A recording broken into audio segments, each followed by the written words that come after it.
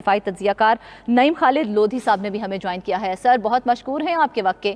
Sir आज बहुत ही अहम प्रेस कॉन्फ्रेंस की गई है DGI-SPR की जानिब से और खुला और वाज़े पैगाम दिया गया है कि किसी को भी जो है जो 9 मई के वाक़यात में शरपसंद मुलव्विस हैं उनके खिलाफ भरपूर कार्रवाई की जाएगी। आज की पूरी प्रेस कॉन्फ्रेंस को आप किस तरह से देखते हैं? जी, मेरा ख्याल है कि जो बहुत से सवाल थे लोगों के जहनों में, उनका जवाब आज आ गया है। एक तो वो बिल्कुल दो टोक प्रेस कॉन्फ्रेंस थी। उन्होंने बता दिया कि 9 मई का जो वाक़या है उसकी जैसे दोबारा मजम्मत की, उसका अदा किया और ये भी कहा कि किसी भी सूरत में जो उसके परपेट्रेटर्स हैं उनको माफ़ नहीं किया जाएगा। और जो 2-3 बातें जो हम भी सोचते थे कि उनका क्या बना, कि वो लोग जिन्होंने कोताही बरती 9 मई को इन चीज़ों का दिफा करने में, उनके बारे में उन्होंने बता दिया कि एक 3 स्टार को घर भेज दिया गया है, 2 और अफसर और सीनियर अफसर उनके साथ हैं। उसके अलावा 3 मेजर जनरल और 15 और अफसरान हैं जिनके खिलाफ तादीबी कार्रवाई की गई है। और एक और बात जिसका पता चला, जो आज सुप्रीम कोर्ट ने भी ये बात उठाई थी कि क्या कोई ऑलरेडी मुकदमे चल तो नहीं रहे, तो उन्होंने बताया बिल्कुल चल रहे हैं।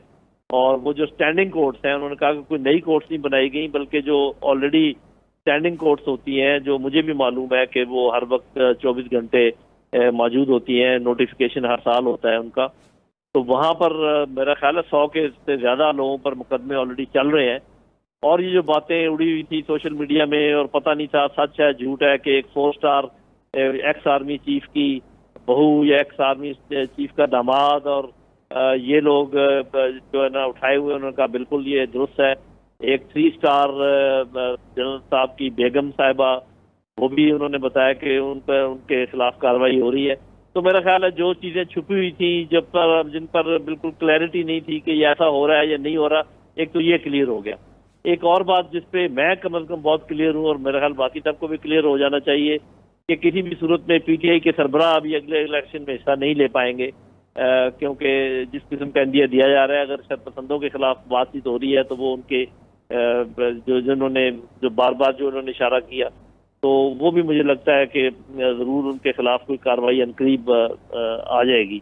तो ये सारी चीज़ें ध्यान में रखते हुए वो जितने भी अबहाम थे, जितने सवालात थे, उनके जवाब भी आ गए और अबहाम भी सब दूर हो गया। अब हमें अच्छी तरह पता है कि क्या हो रहा है। जी नईम लोधी साहब, आप समझते हैं कि जिस तरह से आज बहुत ही ओपनली और स्ट्रिक्टली ये कहा गया है कि किसी को भी जो है वो माफ़ी नहीं दी जाएगी, इवन के हमारा अपना जो इदारा है उसके हवाले से भी उन्होंने कहा कि तमाम जिम्मेदारों को आइन के मुताबिक सज़ाएं दी जाएंगी, तो आप समझते हैं कि उनको तो सज़ाएं मिलेंगी, उनका ट्रायल तो होगा, लेकिन वो अफराद जो अभी भी ऐसे किसी मामलात में मुलव्विस थे और जो अंदरूनी खलफशार है, उस पर काबू पाने में आज की जो प्रेस कॉन्फ्रेंस है वो काफ़ी अहम किरदार अदा करेगी और तमाम वो जो ऐसे जो शरपसंदी वाले जो वाकयात हैं उनका कला कमा हो सकेगा?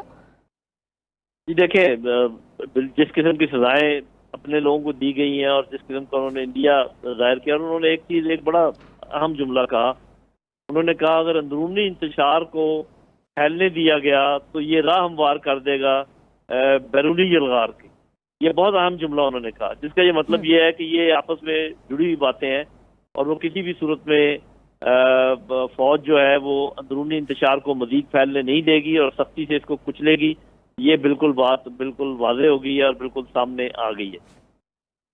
तो नईम साहब, आप समझते हैं कि जिस तरह से 9 मई के सानहे के बाद आपने देखा कि बहुत सी अहम प्रेस कॉन्फ्रेंसेस भी हुई और बस एक बात जो है वो ये वाज़े करनी बाकी है कि उन तमाम जिम्मेदारान का अब तायुन किस तरह से किया जाएगा जो 9 मई के सानहात में जिनका नाम आ रहा था, उसके बाद प्रेस कॉन्फ्रेंस की गई और बाकायदा बरियत का ऐलान किया गया कि हमारा 9 मई के सानहे के साथ कोई भी ताल्लुक़ नहीं है, तो उस हवाले से क्या कहेंगे आप? उनका एहतसाब किस तरह से किया जाएगा?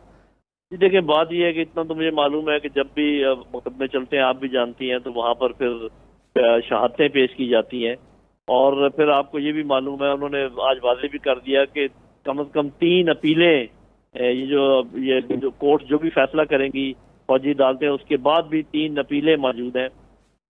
तो ये देखते हुए मुझे ऐसे लगता है कि ये लंबा चलेगा, ये बात जल्दी ख़त्म होने वाली नहीं है। जो शहादतें पेश की जाएंगी उनके खिलाफ बहुत सारी काउंटर शहादतें आएंगी, तो फिर देखते हैं। यहाँ से तो जल्दी मामला तय हो जाएगा। जहाँ तक ये फौजी अदालतें हैं, ये तो बहुत जल्दी फैसले कर देंगी। मेरा ख्याल है ये तो 1 महीने के अंदर अंदर ये ज़्यादातर फैसले हो जाएंगे या ज़्यादा 2 महीने लग जाएंगे। उसके बाद ये मुकदमे लंबे चलेंगे। फिर इन लोगों को जमानतें मिलती हैं या नहीं मिलती, ये बाद में देखने की बात है। تو اس کے لیے ذرا پھر ہمیں انتظار کرنا پڑے گا جی.